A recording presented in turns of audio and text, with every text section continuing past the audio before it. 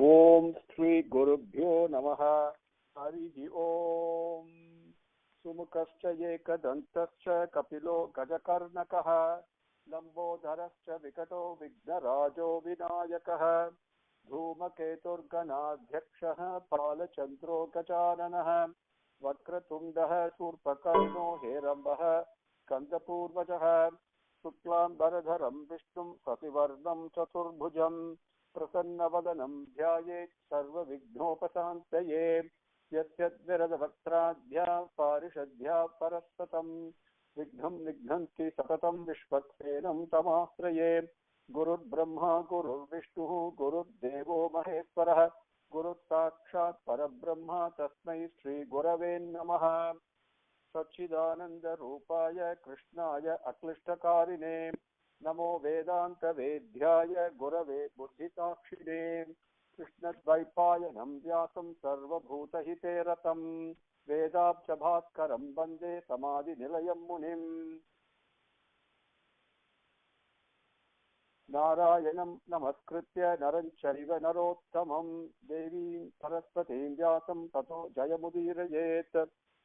Om Sri Gurubhyo Namaha. With Bhagavan's grace, let us now take up the 6th chapter in 2nd Skandham.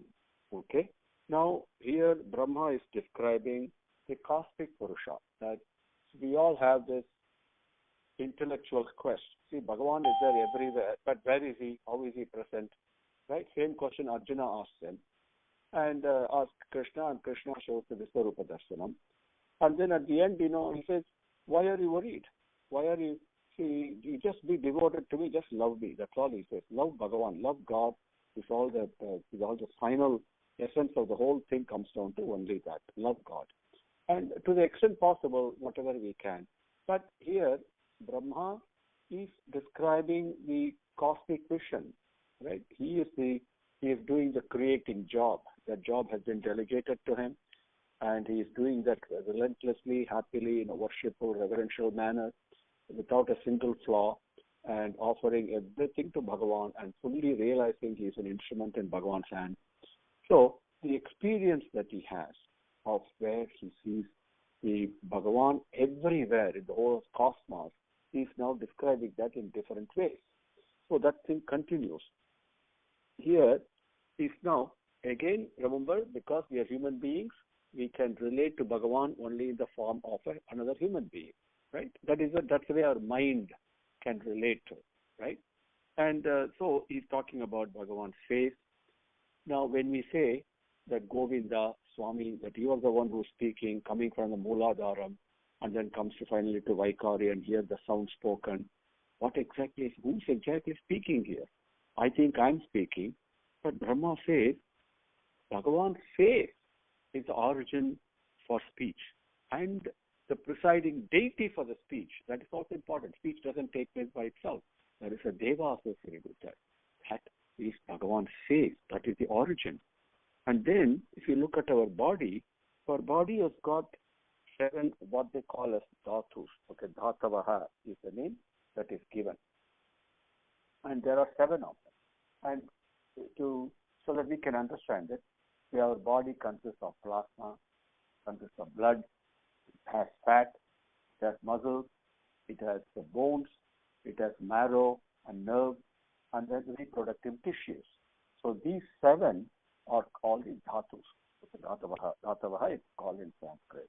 So these 7 dhatus are the 7 Vedic meters. There are out the chandas, these are right. There are 7 meters in which Vedas are being written. The Sanskrit has got 7 meters.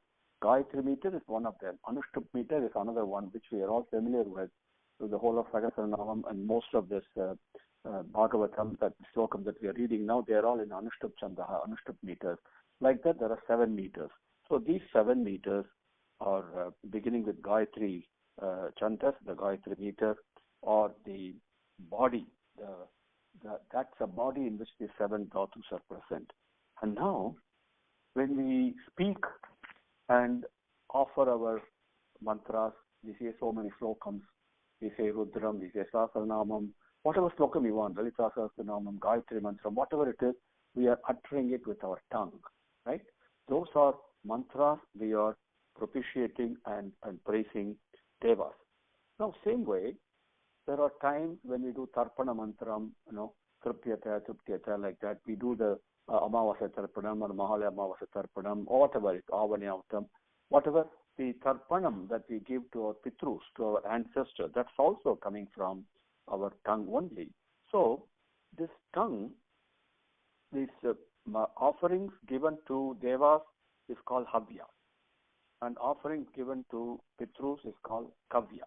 Okay? Havya and Kavya. That is coming from our tongue. But where is the sound coming from? Our tongue is just a flesh and that's all. But that is Bhagavan's tongue. That is the origin of the offerings that we do to devas and Pitrus called Havya and Kavya. Then, our tongue also has got taste. There are six forms of taste are there. That is also originating only from Bhagavan, because there is an organ of taste is a tongue. Then there is a presiding deity. Deva associated with that is Varuna. Okay, so Varuna is like the way Surya is a Deva for our vision, for our eyesight. Varuna is the Deva for our tasting. Right? That's the Deva behind it. And the origin for both the organ or the tongue as well as the presiding deity is Bhagavan's tongue. Then we see we breathe in and we breathe out, so we call them life forces and all that, right? But where is the origin for this? The various pranas, that we take in, and also the form of air we take in, right? The life force as well as the vayu that comes in. The origin or the source for that, as we discussed in our Vishnu Sahasranamam, every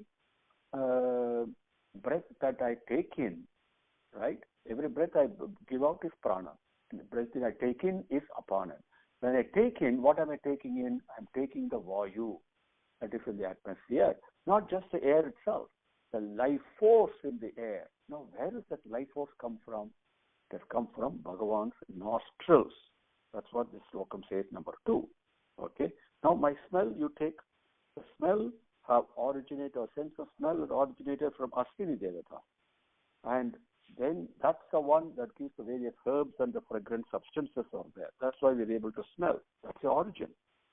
Now, I'm able to see forms. You're able to see various forms, right? We take it for granted. Yes, Bhagavan, the Surya Devata is there and he's seeing. But what is the origin for? Even the Deva behind our vision. That is Bhagavan's eyes, or the form, or the source for all the forms. What does this mean? When I look at something, it is Bhagavan looking at through my eyes into whatever I'm looking at.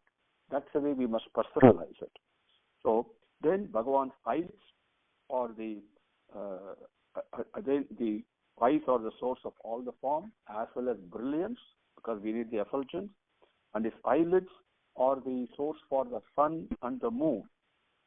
Bhagavan's ears, the ear has got two things, the ear as an organ and the hole in the ear, which we call the ear orifice. The orifices in the ear are the source for the various directions and also of holy waters. And the organ of hearing is the source for Bhagavan's organ of hearing, the source for the sky and the sound. Bhagavan's body is the seat of all objects that are all objects and of all beauty. Then Bhagavan's skin is a center for the sense of touch. When somebody touches my skin, I feel it. It's not my skin. Bhagavan's skin is a center. Because of him only I'm able to feel it. And Bhagavan's skin is also the center for all the wind and of all sacrifices, all yajnas. Then Bhagavan's hair, the hair on the head, is regarded as the origin for all trees and various plants that are used in the performance of yajnas. Then Bhagavan's hair also is the source for all the clouds. His facial hair is a source for lightning. Bhagavan's nails are the source for all the rocks and minerals, metals in this world. Bhagavan's arms, the shoulders, or the feet of the devas, and who protect the various directions, all the things happening in various directions. There are protections there. We call it Digpalakas, The Bhagavan's arms are those, in the form of those devas. And Bhagavan's steps, 3 steps that he took, are the 3 worlds represented by Bhulokam, Bhuvarlokam, and Svargalokam or Swarlokam. Okay. So these are the messages from the first 6 slokas. I covered that first in English to you, so that when I go through word by word meaning, you'll be able to follow it. It'll be easier. Brahma Uvacha. Brahma said, number 1, 2.6.1. Vacham Vagnehe Mukham Kshetram Chandasam Sapta Dhatavaha Havya Kavya Amrita Annanam Jihva Sarva Rasasya Cha. Vacham Vagnehe Mukham Kshetram Chandasam Sapta Dhatavaha Havya Kavya Amrita Annanam Jihva Sarva Rasasya Cha. Now, Vacham. Vacham means the speech, the word. Bhagavan's speech. Where is it coming from? Is the Mukham. See, Mukham, Bhagavan's face, is the origin, the source for all speeches, and including the organ of speech.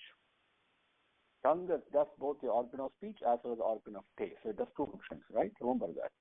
Now, Vaknehe, and the presiding deity for speaking is Agni, is fire.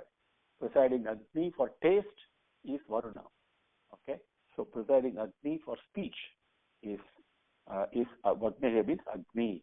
Vacham Vagnehe Mukham, that is Bhagavan's face, that is the origin. Then Sapta Dhatavaha, the 7 dhatus, which are talked about, the bodily substances like blood and bone and all that I mentioned, and of Bhagavan's body, or the Kshetram, means that is Bhagavan's body, okay, or Chandasam, the 7 meters of Veda, the Vedic meters. Havya Kavya Amrita Annanam Jihva, Bhagavan's tongue. Jihva is tongue. It does both Havya, which is makes offerings to Devas. Kavya makes offerings to our ancestors, Pitrus. Amrita, it also is the tongue is required for us to, what is Amritam? Not only immortality. Amritam is also when I am very hungry, but take food. That is Amritam for me, right? And the tongue is also, the Bhagavan's tongue is also the source for taking food in, and also Annanam, for the various types of food that is available. Bhagavan's tongue is where it is. That's the origin. So next time we take a food and we eat, it's not through our tongue. We can picture it is Bhagavan's tongue. Okay? And Sarva Rasasya Cha, this Jigva, Bhagavan's tongue, is the one that has given, that's the origin, and that has given rise to these all tastes, all the rasas that we have, whether it is salty, or whether it is sweet, or sour, or savory, or whatever, And so those 6 basic tastes that we all have, that is Bhagavan's tongue is what it is. That gives down to Havya, Kavya, Amrita, Anna, as well as Rasam. All those things that Bhagavan's tongue gives. Vacham, Vagnehe, Mukham, Kshetram, Chandasam, Sapta, Dhatavaha, Havya, Kavya, Amrita, Annanam, Jigva, Sarva Rasasya Cha. Number 2. Sarva Asunam Cha Vayoho Cha Tat Nase Parama Ayane Asvinoho Voshadhinam Cha Granaha Moda Pramodayoho. Sarva Asunam Cha Vayoho Cha Tat Nase Parama Ayane Asvinoho Voshadhinam Cha Granaha Moda Pramodayoho. Now, Asuna means something that is moving, that's being thrown at. That's a literal definition. But here, Sarva Asuna, that means we have 5 types of breath, right? So they're all moving. The Apanan goes down, Udanan comes up, like that. And Vyanam, is stable all the way through, like that. these movements, they're all Vayoho. So all the various, what we call as Vayu, is Tat Nate, that Bhagavan's Paramapurushan nostrils. Parama Ayane, that is where the origin for these various types of breath that we take, and the Vayu also, they originate from Bhagavan's nostrils. Asminoho Voshadhinam cha Granaha. Now, Granaha means the smelling power, our ability to smell. That comes from Asvini Devas, and also not only Asvini Devas, but also the various herbs, right? The herbs all smell, right? That's the origin of smell, and that is the Moda Pramodayoho. Bhagavan does all this as a sense of sport, as a sense of, as a game. That's why it's being played like this. It's the way the Brahma describes this. Sarva asunam cha vayoho cha tat nate parama ayane. Asvinoho voshadhinam cha granaha moda pramodayoho. Number 3. Rupanam tejasam chakshuhu divaha suryasya chakshini karnau disancha tirthanam srotram akasa sabdayoho. Rupanam tejasam chakshuhu divaha suryasya chakshini karnau disancha tirthanam srotram akasa sabdayoho. Now suryasya chakshini, cha akshini. Okay, that which we broken down. So Chakshuhu, Bhagavan's eyes, okay, is the one that gives rise to brilliance, tejas. See, we talk about effulgence all over. What is this effulgence? Bhagavan's eyes. That is why he's got this infinite eyes looking at us from everywhere. Okay, remember that. So that is tejas. Whenever there is Bhagavan's eyes. Rupanam, that's because of that, is also the one that gives various forms and also sees the form. Then cha akshini means the eyelids. Okay, the eyelids gave rise to Divaha, the moon, Surya, the sun. Karnau, disancha tirthanam.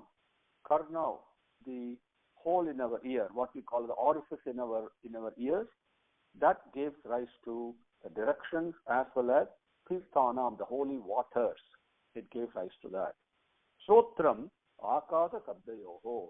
Sotram means the organ of hearing, which is our ear. Bhagavan's ear gave rise to akasam, space and sound. Rupanam tejasam chakshuhu divaha suryasya chakshini karnau disancha tirthanam sotram akasa sabdayoho. Number 4. Tat gatram, next word is vastu sarana. Tat gatram vastu sarana saubhagasya cha bhajanam. Svat asya sparsa vayoho cha sarva medhasya cha ivahi. Tat gatram vastu saranam saubhagasya cha bhajanam. Svat asya sparsa vayoho cha sarva medhasya cha ivahi. Now, tat gatram vatsu sarana. Gatram means that Purushan, tat. See, here is very important. Sometimes when we describe Bhagavan, we say sa, he, we say immediately. Sometimes we say tat as if in neutral gender. How can you describe what gender can you give to Bhagavan? Tat Paramapurushan. His gatram, his body, vastu sarana saubhagasya. Now, that Bhagavan's body is the essence of all objects and all beauty. So, where is Bhagavan's body? The whole universe is Bhagavan's body only. All the forms that we see and all the beauty, everything is beautiful, right? Because it is attracting. But something that is extraordinarily beautiful and stands out, and know that to be my presence there. That's what Krishna Bhagavan says in Bhagavad Gita. So all the objects and all the beauty that we see, right? We see here and all that, right? The experience, they're all the essence of Bhagavan's body. The whole universe is Bhagavan's body. Please remember that. Then bhajanam means that is how Bhagavan is implementing the creation. Okay, while his essence is present in everything, which is prema, but it appears in so many ways. And now, figuratively, we can picture the whole thing as body, so we can relate to it. Svak asya sparsa vayoho. Svak means Bhagavan's skin. Asya, his here, his, the Bhagavan's skin is sparsa for the touch. Vayoho, the wind. And sarvamedasya, that Bhagavan's skin is also the origin, the field of implementation, if you will call it, for all the sacrifices. Medhasya, all the sacrifices. Tad gatram vastu saranam sau bhagasya cha bhajanam. Svak asya sparsa vayoho cha sarva medhasya cha vivahi. Number 5. Romani udvijja jatinam yaihi va yajnaha tu sambhrataha kesa sparsu. 1 second. Smasru. Okay, smasru is the word. I'm not able to read it clearly here. Smasru. Kesa smarsu nakhani asya sila loha abra vidyutam. Let me read it again. I said light is not good here. Kesa smasru nakhani asya sila loha abra vidyutam. Romani udvijja jatinam yaihi va yajnaha tu sambhrataha kesa smasru nakhani asya sila loha abra vidyutam. Romani udvijja. Bhagavan's Romani, Bhagavan's hair. Okay. Now, is udvijja, or all udvijja means something that grows, like the trees and the plants, udvijja jatinam, the various trees and plants, yaihiva, of which one, yajnaha tu sambhrataha, which are used for yajnas, for sacrifices. Those are all Bhagavan's hair. Kesa smasru, hair on the head. Smasru, the facial hair, what we call a beard or a mustache and all that. Kesa is the hair on the head. Okay, that's why we say Kesava is one name for Krishna. So that's one of the meanings for Kesava. Another meaning is the creator, the protector, and the destroyer. Okay, that all that meaning. Another meaning is one who overcame this Rakshasa called Kesi. Right. So Kesava has got 3 meanings. One who has got beautiful locks of hair. Okay, and when we say Kesari, Hanuman's father was a Kesari. Right. Kesari simply means, by the way, lion is also called Kesari. Got lots of hair. That's the meaning. Kesa is the hair on the head, and Smasru is the hair on the face, the facial hair. They are Abra Vidyuta. Abra means clouds. Vidyuta means a lightning. When you see the next time the clouds and the lightning, that is Bhagavan's hair, figuratively speaking. Then Nakani Asya means this Purushottama. Nakani Sila Loha. Bhagavan's nails are Sila is stones, and Loham is metals. Okay, both the stones and metals that we see are Bhagavan's nails, the Purushottama's nail. Romani udvijja jatinam yaihiva yajnaha tu sambhrataha kesa smarsu nakhani asya sila loha abra vidyutam. Number 6. Bhagavo lokapalanam prayasaha kshema karmanam vikramah bhur-bhuvah svaha cha kshemasya saranasya cha. Bhagavo lokapalanam prayasaha kshema karmanam vikramah bhur-bhuvah svaha cha kshemasya saranasya cha. Bhagavan's shoulders, Bhagavo, what are those? Lokapalanam, people who have the responsibility to protect the whole lokas. Kshema karmanam, and the shoulders are by doing the kshemam, the well-being, the protection, security and safety for the whole lokam. Those people who do that, those are prayasaka means always. That is Bhagavan's shoulders, present figuratively. Vikramaha, when Bhagavan grew in size and took 3 steps. Bhur, Bhuvaha, Svaha. These 3 lokangal were formed. So all the Bhulokam is Bhagavan's foot only, one padam. Bhuvarlokam, which is the lokam in our mind, right? That is Bhagavan's another padam, another foot that he has to. So his feet is only present. That's where Brahma saw and cried, and then we got the Ganga out of that. Then a third step is Swargalokam itself. That is Vikramaha. Now, Kshemasya, Sharanasya cha. If you want protection, and we say Padagapra in Tamil, and refuge, succor, that whatever problems we have, whatever desires we have, whatever we want, even if you don't have any desire, right? Where you feel, what is your home? The home is a place that gives you comfort, right? Maximum security. So, Kshemam, that well-being, seeking that well-being, Sharanasya cha, surrender to him, surrender to him. Okay. Bhagavo lokapalanam prayasaha kshema karmanam vikramaha bhurbuvaha svaha cha kshemasya saranasya cha.